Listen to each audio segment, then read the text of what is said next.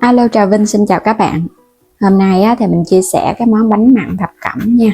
Có thêm khoai môn nè, chỉ với bột gạo thôi. Một món bánh dân dã mà ăn không có bị ngán, để 2-3 ngày ăn cũng mềm dẻo ngon luôn. Thì bây giờ mời các bạn mình cùng vào bếp để thực hiện bánh ngon cho cả nhà thưởng thức luôn ha. Đầu tiên là mình dùng ở đây 2 chén bột gạo 300g. Thì bột gạo các bạn dùng loại nào cũng được. Mình sẽ cho hết vào trong thau. Tiếp theo là mình có 500ml nước cũng cho vào thau luôn. Các bạn sẽ trộn đều lên. Công thức này mình chỉ dùng hoàn toàn bột gạo thôi, bánh có độ dai dai mềm mềm.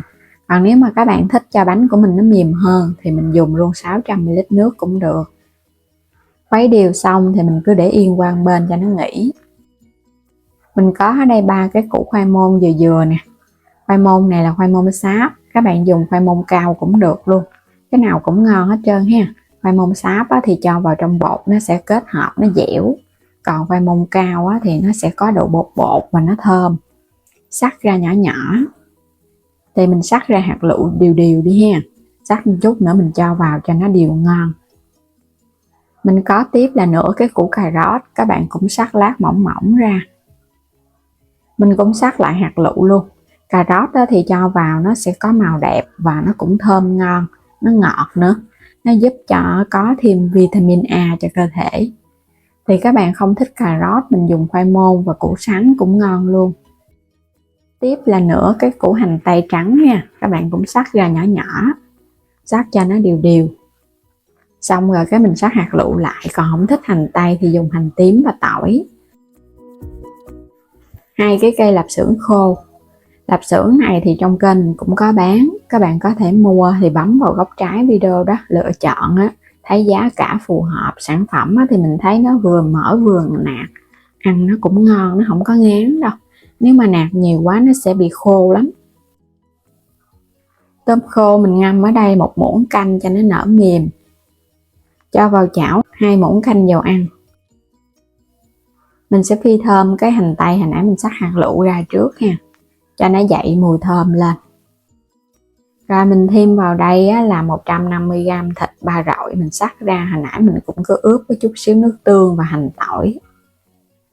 Các bạn xào cho nó đều thì mình cho tiếp cái phần lạp xưởng đã xắt hạt lựu vô. Rồi tiếp theo là khoai môn, cũng cho vô hết luôn ha. Các nguyên liệu này là mình thấy hòa quyện với bột là nó vừa ăn á. Cà rốt cũng cho vô luôn nè. Rồi bây giờ chỉ việc là các bạn trộn đều lên. Mình xào cho cái nguyên liệu này nó săn thơm mà nó chín một phần. Nêm vào trong đây muỗng canh dầu hào, muỗng canh đường, muỗng cà phê hạt nêm, muỗng cà phê muối. Cuối cùng là một ít tiêu xay cho nó thơm. Cái phần gia vị này là các bạn nêm cho nó vừa ăn luôn ha. Hồi nãy bột là mình không có nêm á, thì mình cứ trộn đều lên nó vừa ăn là cái bánh nó ngon. Một ít hành lá sắc nhỏ vô đây. Khuấy đều cái thau bột lên. Bây giờ các bạn lọc nó qua cái rây rồi cái mình cho hết vào trong cái chảo nhân này luôn. Mình sẽ xào ở mức lửa trung bình ha, cho cái phần nhân và bột nó hòa quyện với nhau. Cái bánh thập cẩm là mình phải làm cho nó đều vậy nè, và để ở trên bếp giúp cho bột của mình nó đặc lại thì mình gói nó mới được. Lá thì mình xé bề ngang khoảng 18 đến 20 cm, trụng qua nước nóng hoặc là phơi nắng cho nó dẻo. Thoa lên trên mặt lá một ít dầu ăn ha. Các bạn nhớ lau 2 mặt lá cho nó sạch. Mình sẽ thêm vài cái con tôm khô lên. Còn các bạn không thích làm mặt giống như mình thì cứ cho vào trong chảo mình xào trực tiếp luôn cũng được. Thì xào nó sẽ nằm ở bên trong phần bánh.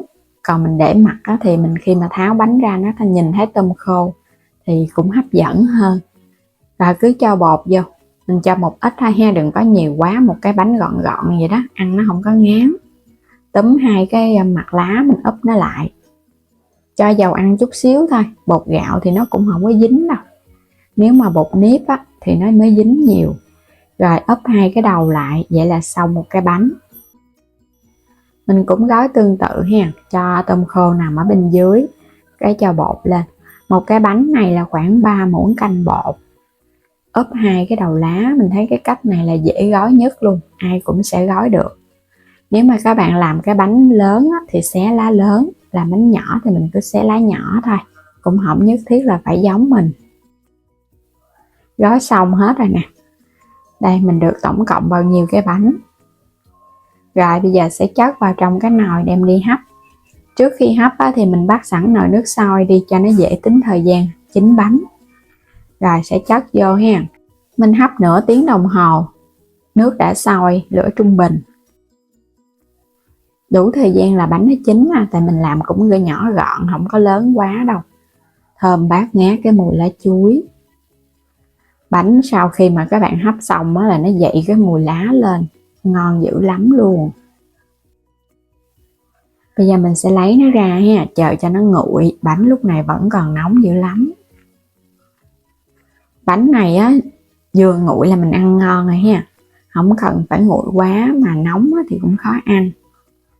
Bánh lá truyền thống, nhân thập cẩm, khoai môn, tôm thịt. Vừa ngon vừa dễ, ăn no nê luôn, không có bị ngán. Thay vì các bạn làm bánh nếp thì hôm nay mình cử nếp mình sẽ làm với bột gạo. Thích cho nó dai hơn thì cũng có thể bỏ chút xíu bột năng vô. Vậy là đã xong cái món bánh thập cẩm khoai môn. Ngon, nhanh, gọn lẹ mà tiện lợi nữa. Ăn được 2-3 ngày luôn, cũng không có bị khô cứng gì hết. Bánh nó sẽ dai dai. Mình thích ăn dai dai thì mình làm vậy, còn các bạn thích mềm hơn có thể thêm chút nước. Bánh mặn là ăn không ngán đâu, khỏi cần phải làm bánh đúc. Mình hấp khuôn bánh cho nó cực, cứ cho vào trong cái lá vậy nè. Nó vừa thơm cái mùi lá chuối mà mình ăn nó cũng tiện lợi nữa. Ăn cái nào lấy cái đó, nó không có bị dính tay.